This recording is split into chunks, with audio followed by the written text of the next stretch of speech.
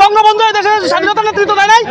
আজকে বঙ্গবন্ধু নিয়ে এত বাজে বাজে কথা বলছে। আমি দাঁড়াও বললে মেরে ফেলেন, বললে কথা বলে বলবো। আসসালামু আলাইকুম দর্শক, দেশ ও দেশের বাইরে থেকে যারা এই মুহূর্তে ভিডিওটি ওপেন করেছেন সবাইকে অসংখ্য অসংখ্য ধন্যবাদ।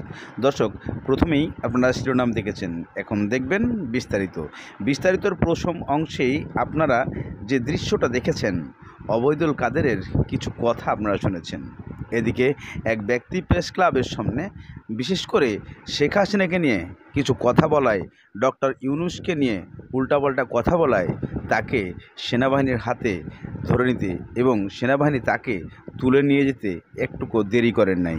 আসলেই বাংলাদেশে বর্তমানে যে সিস্টেম চালু হয়েছে, এতে আপনি স্বাধীনভাবে কোনো কথা বলতে চাইবেন না, চাইবেন না।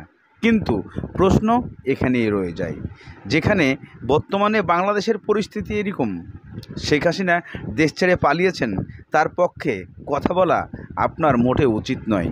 আপনারা যেভাবেই কথা বলতে চেষ্টা করুন না কেন, স্বয়ং যখন ডক্টর ইউনূস দেশের প্রধান হয়েছেন, তাকে নিয়ে কথা বলতে গেলে একটু মাপচুপ করে কথা বলা সবার উচিত। কিন্তু বর্তমানে সেই মাপকাঠিকে না বুঝে না শুনে আপনি যেখানে সেখানে কথা বললে আপনার পরিস্থিতি এমনই হতে পারে। চলুন আমরা সেই ছেলেটির দৃশ্য দেখে আসি।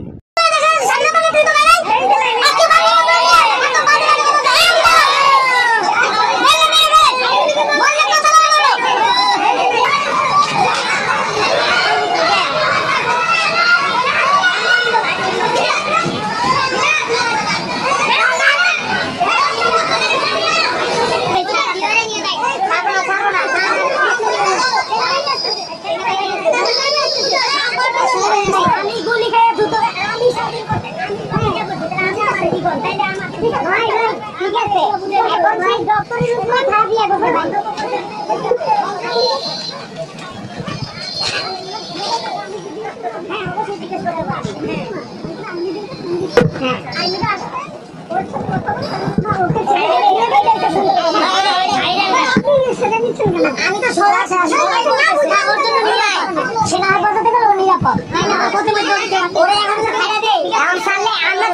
সামনে দিকে আবার আটকে দেবো সেনার পদ্ধতি নিরাপদ, সেনার কাছে গেলে নিরাপদ থাকবে।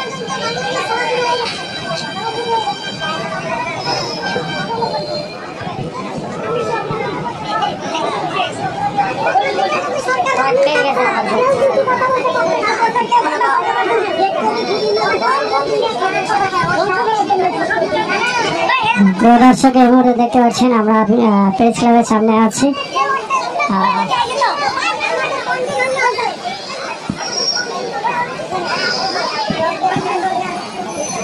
ডক্টর ইউনূসের উল্টাপাল্টা কথায় সবাই থেকে ধরছে জনগণ।